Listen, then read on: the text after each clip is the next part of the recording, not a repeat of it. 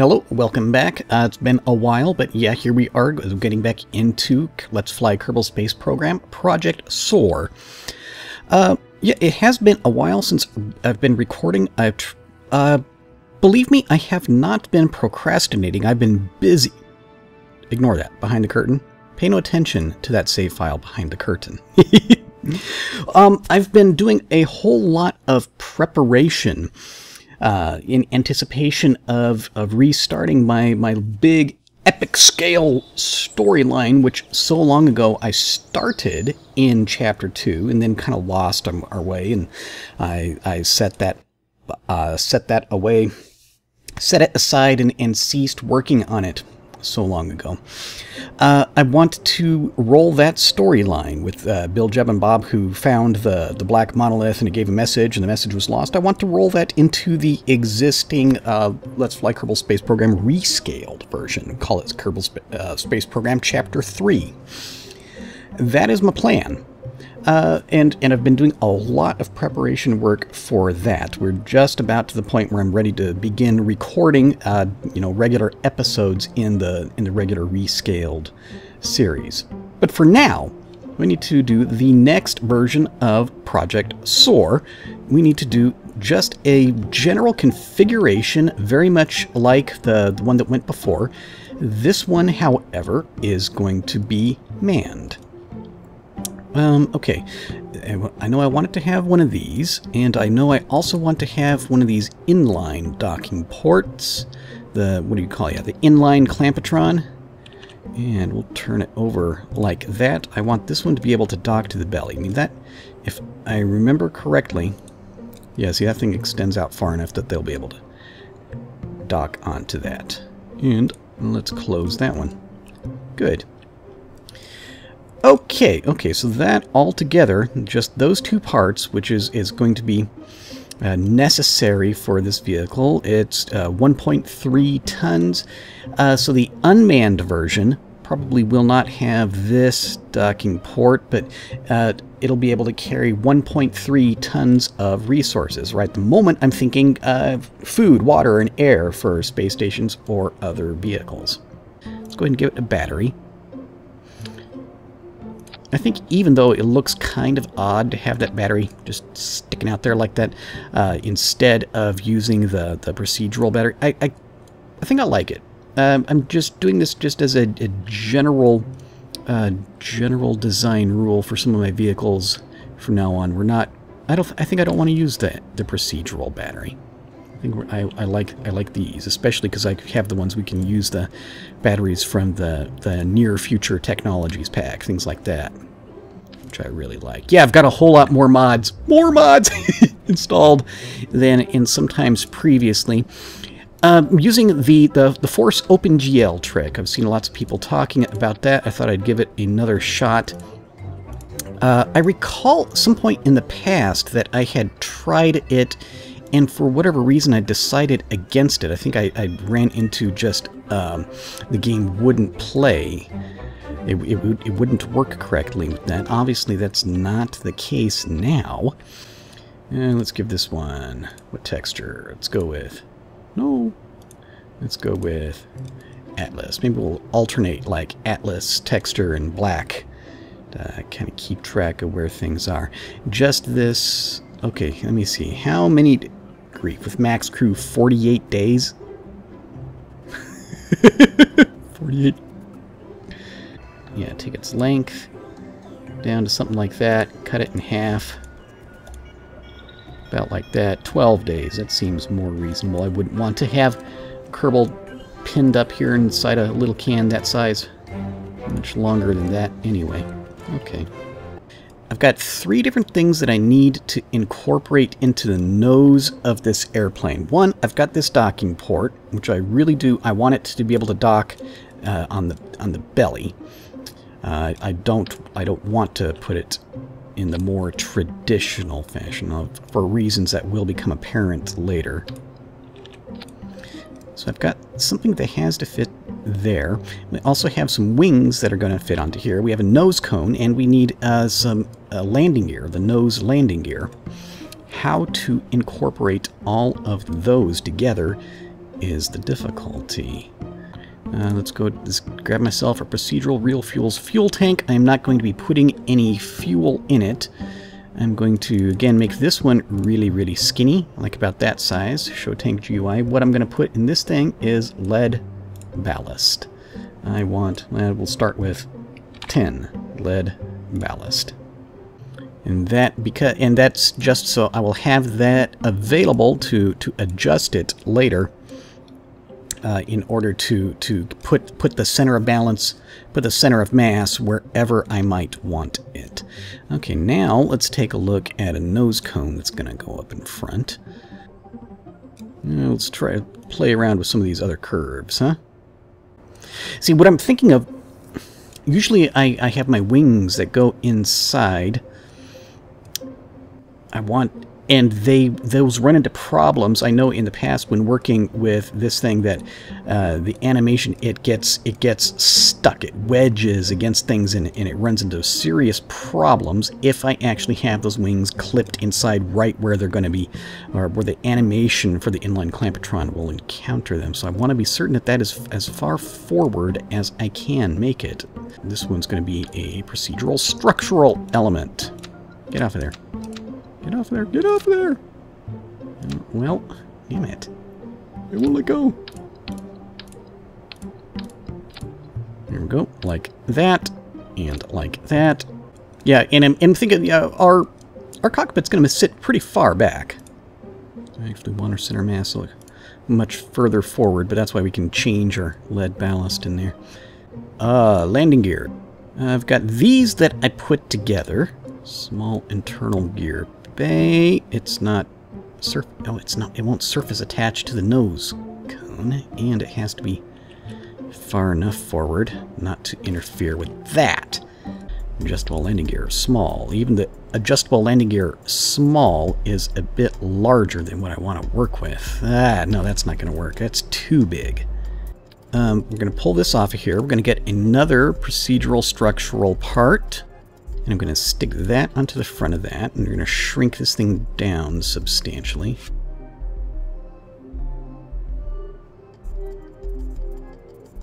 Okay, I'm liking the looks of that.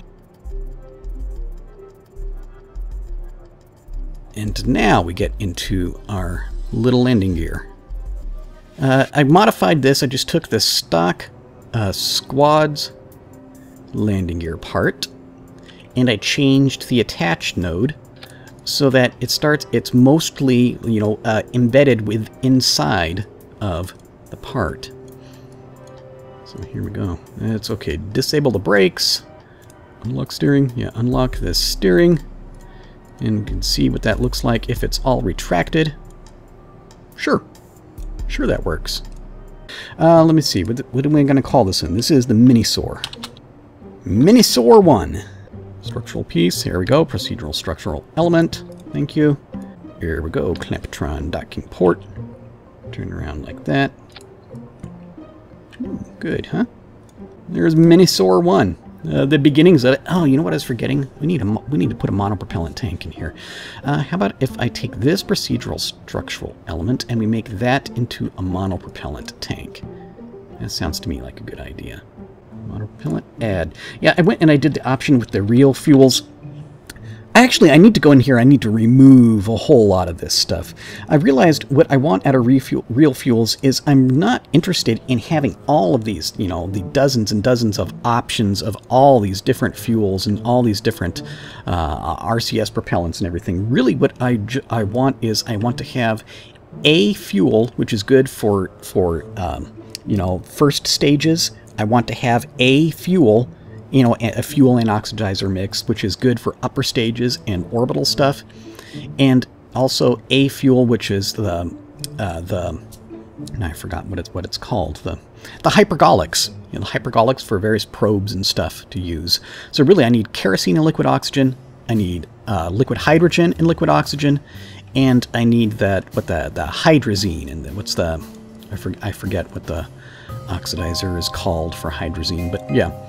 I need those three fuels. I'm not interested in using any of the others. One of the updates to real fuels had so many more of these realistic options for the RCS, and I realized I'm not interested. I like just good old stock monopropellant. It works for me, so that's what I'm going to stick with. Yeah. Okay. So now we're looking at wings. Let's turn this off for the time being. Save what I have. Grab it. Flip it over. I'm liking its looks so far.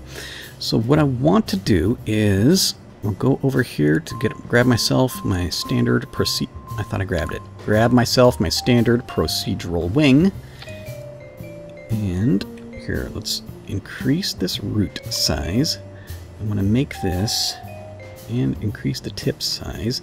This part is going to be embedded within the airframe.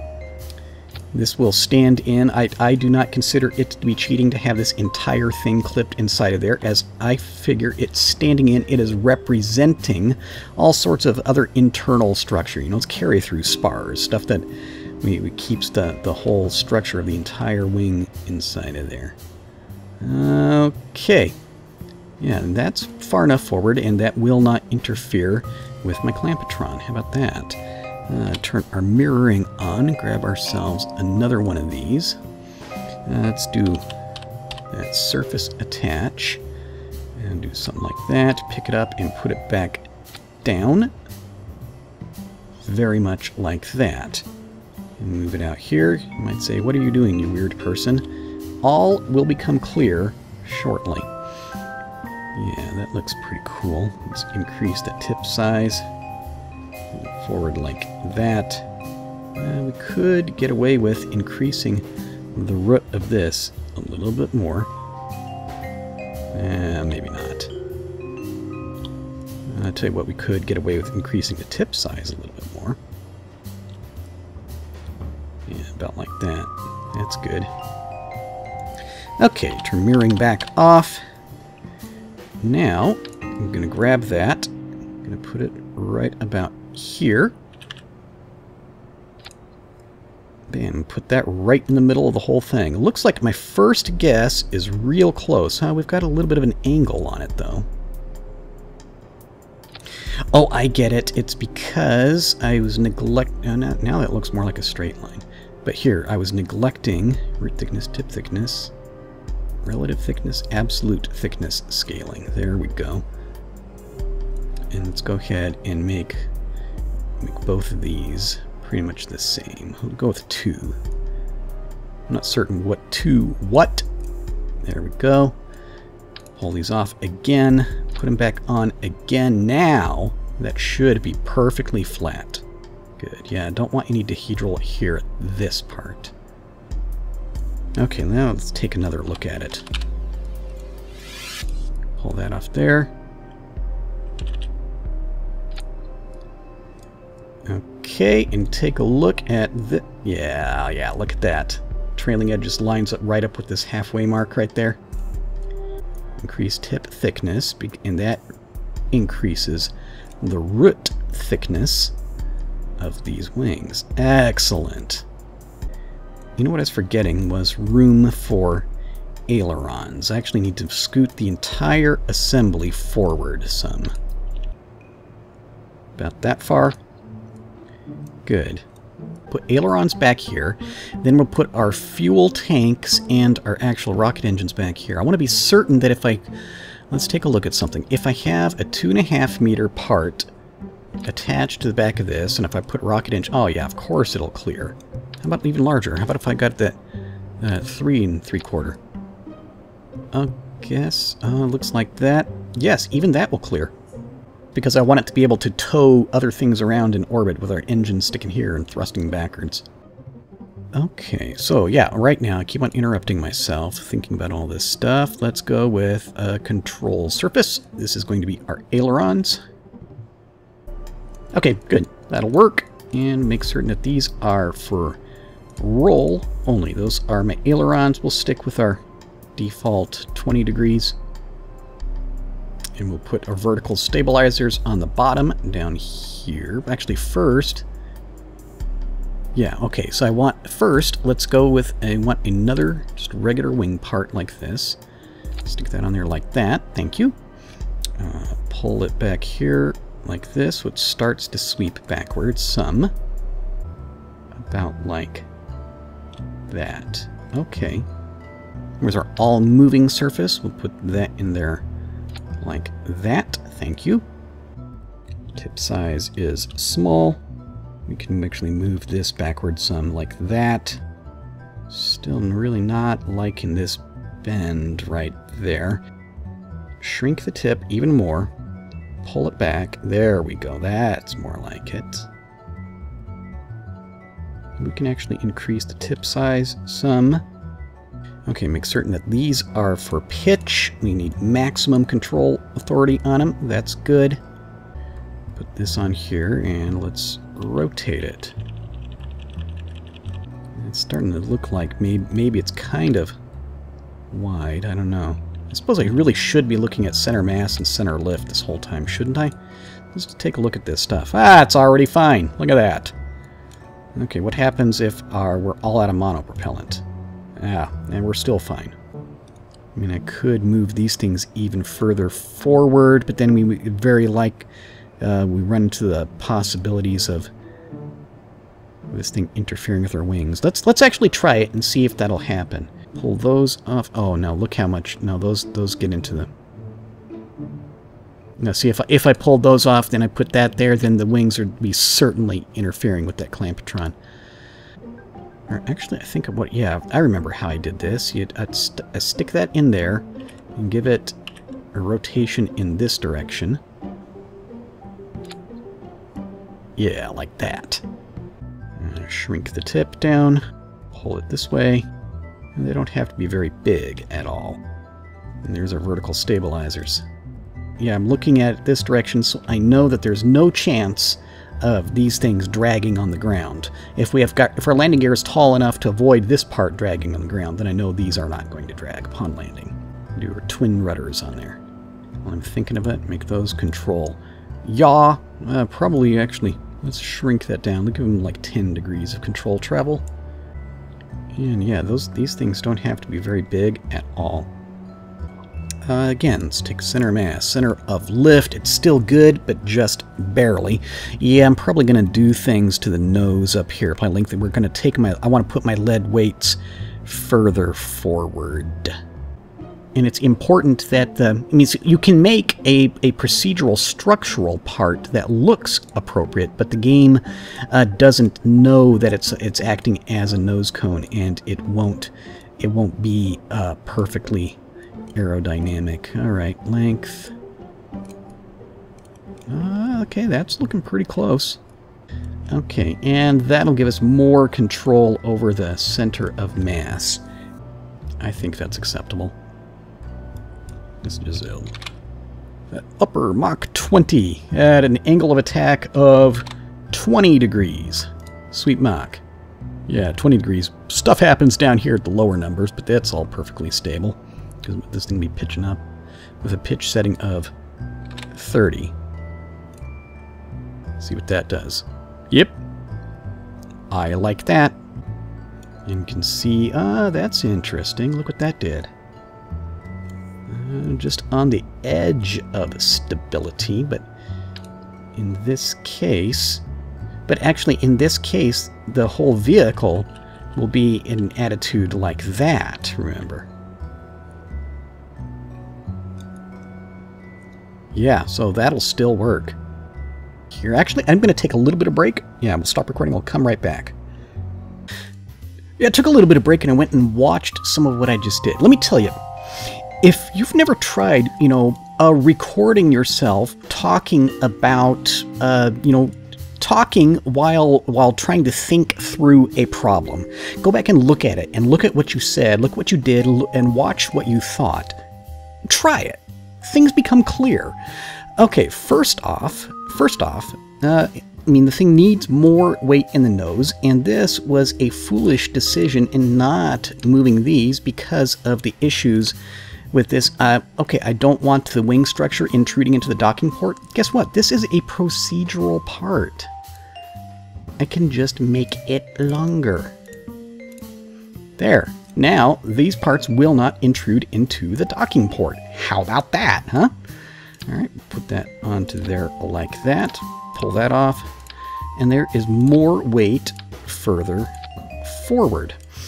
Let's fix this. Let me see, if my Kerbal's going to be crawling through the middle of that thing, he's not going to have the full use of the full tank.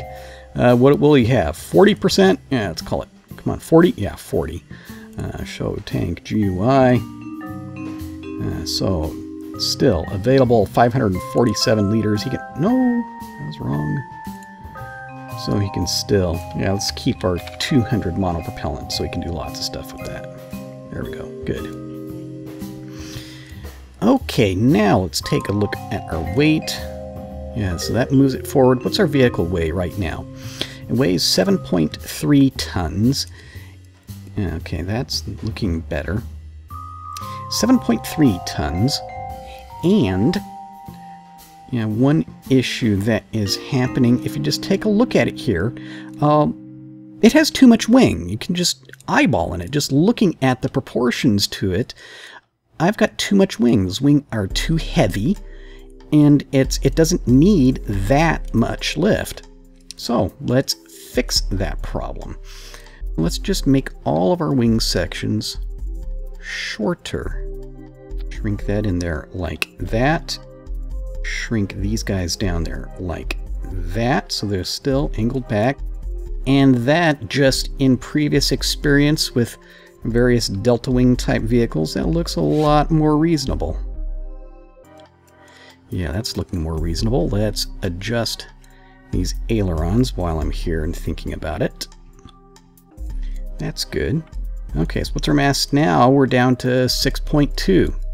Yes, we lost a whole ton of mass on this thing. That was just useless. Didn't need it. Okay, now we go in here to our adjustable landing gear, small size.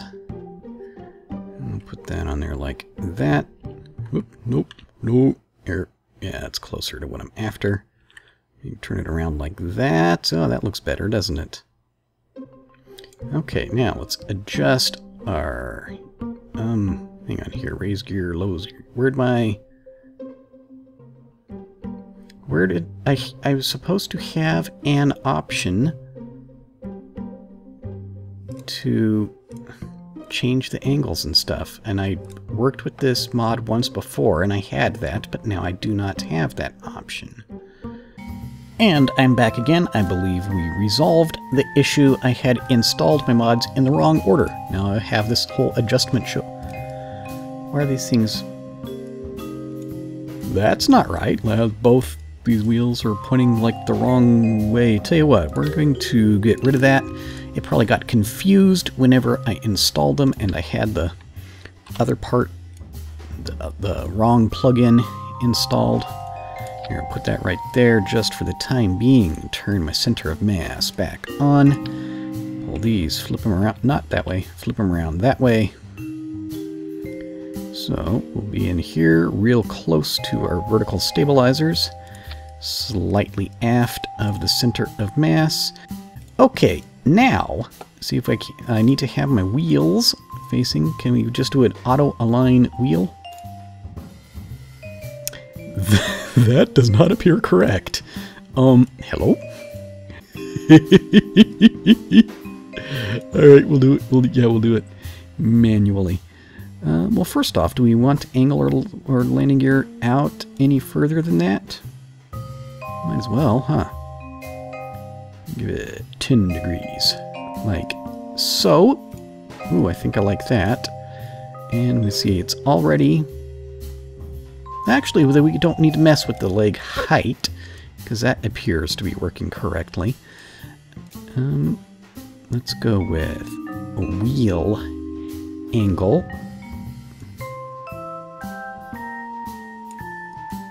Look at it this way. Oh, I see the way this... Oh, it's probably confused because I'm so accustomed to working on these things upside down. That's probably what's confusing it, huh? Let's go back into here, and let's try this auto-align wheel thing again. Oh, yeah. There, that works. Yeah, we can see that it's going to, yeah, an angle attack like that. We're not going to be dragging anything. And still, it'll rest on the ground with a slight nose-down attitude, which is what I want. Another thing I need to do while I'm thinking of it, I made a change. It went in here. It made, since I'm using the Kerbal attachment system, it made sense to me that since anything like a capsule, a cockpit, anything that they can open up, it has a hatch that they can open, wouldn't they have a container inside of there? So, let me see. Things that I want him to be carrying around. I want him to have pipe endpoints. We want at least 2 of those. Let's call it 3, just in case we lose one. We can find a good use for it. Yeah, strut endpoints. We want several of these. You give them 10 of those things, huh? Other really important is the small. Yeah, here we go. A couple of those, the small SOAR panels. We can stick those on things if it becomes necessary. External command seat. There we go. That's where we're just about full. Let's give it another battery in there. There we go. Close. All right, time to stop procrastinating about it. Let's grab this in here. First, I'll just radially attach it there just to get it sized correctly. Diameter, let's go ahead and take it down to 0.625. Probably too long to start off with because it would be easier to shrink it once we got it inside there. Let's stick an aerodynamic nose cone on each one.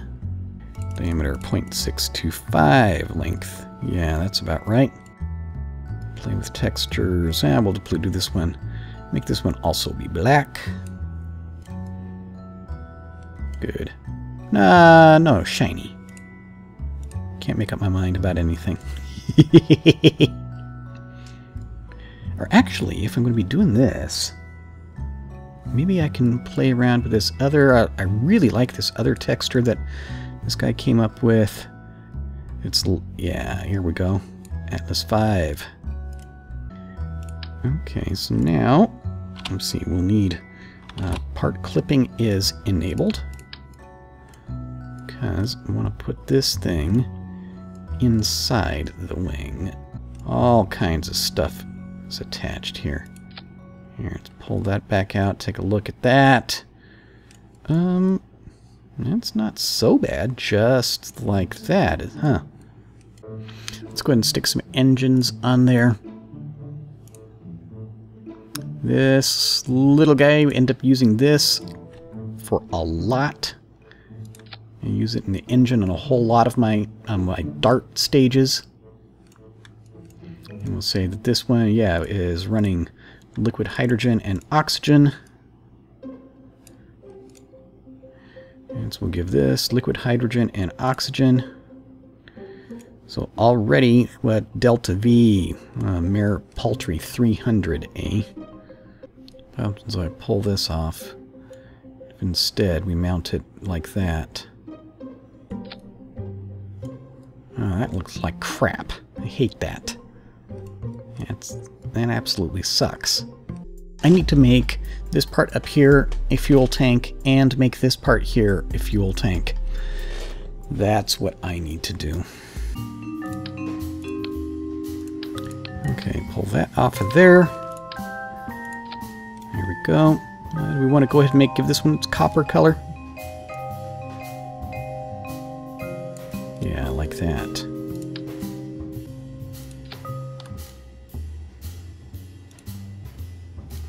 There we go. Trying to keep the same color scheme going. Okay, so now I need this fuel. It will be a fuel tank, but I also need to have room for a Kerbal to walk through it, or crawl through it, or something like that. So you can't use the whole thing.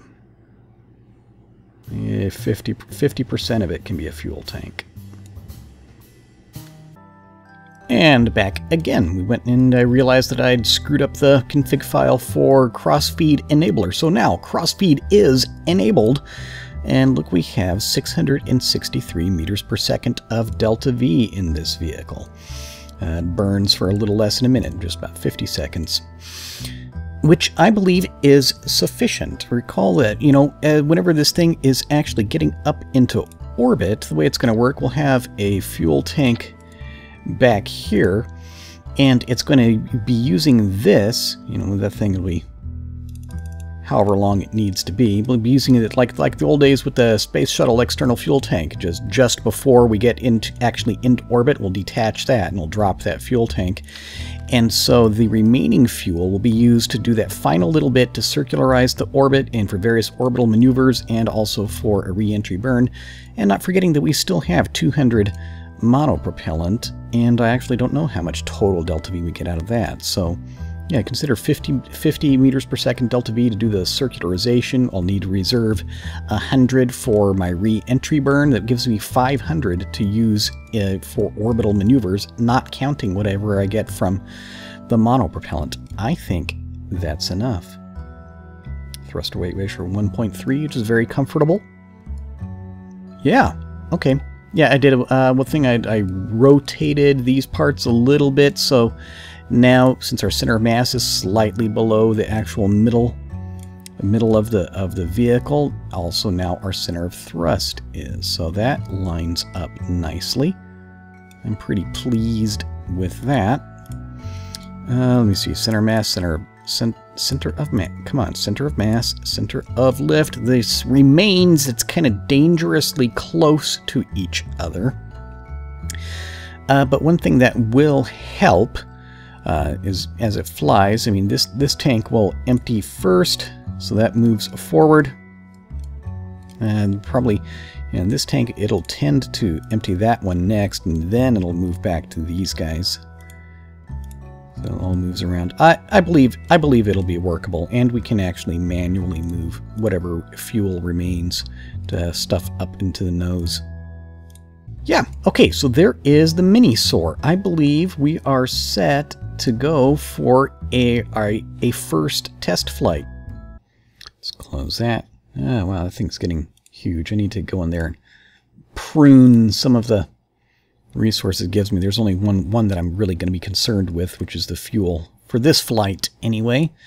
Let's pull this up. Who's our Shellful Kerman is our test pilot, first flight of the Mini-SOAR, which actually this isn't a real test flight. In my mind, this is like a computer simulation. This isn't part of the actual series. They're seeing the design will work, and then we'll go and I've got a actual like my version of career mode, a whole bunch of construction rules governing what they're going to build and how. Let's see, to give a slight trim backwards before we go. And anything else I want to do? No, let's go, dude. Of course, these engines, these are orbital engines, so we've got a very low specific impulse. Here, oh, look at those elevators go. Of course, those are also serving as kind of air brakes at this point, but they are lifting the nose. And we are airborne, burning through the fuel at a fantastic rate. It is being nicely controllable. I'm going to make certain that, yeah, it is burning out of that fuel tank. Is it also? Oh, it's burning out of both fuel tanks. How about these guys? It's okay. I didn't realize that's probably a feature of the crossfeed enabler. I'll just do all of those. Whoa, okay, we just pulled like 7 Gs there, dudes. Let's be careful with that stuff. Shellful looked kind of upset about the pulling 7 Gs. But it's being nicely stable and controllable. I think we don't have enough oomph to test it in supersonic flight, but I'm confident, just previous experimentation with this whole design, confident. Oh, I've got landing gear sound effects. That's beautiful. Yeah, I'm confident that we'll be workable in that. All right, turn around. Turn around. Pulling G's again. There, 6 G's there. All right, good. Yeah, I'm not going to try for the runway. Yeah, this is nicely controllable. No, okay. Well, it's okay. I have to remember that it's not going to have as much roll authority as some of these other vehicles I've played around with. So definitely be careful with that. I'm probably way too fast here. Yeah, okay. It's not totally stable in roll. The way this graphics is working. Where's my shadows? I could really use a better view of where the ground, of what my altitude is. Okay, now I can see some ground detail there. Shadow, that would be really nice if I didn't realize I wasn't having shadows lights. There we go. Okay, still really fast. Oh no! Oh no! Oh no! Oh no! Oh no!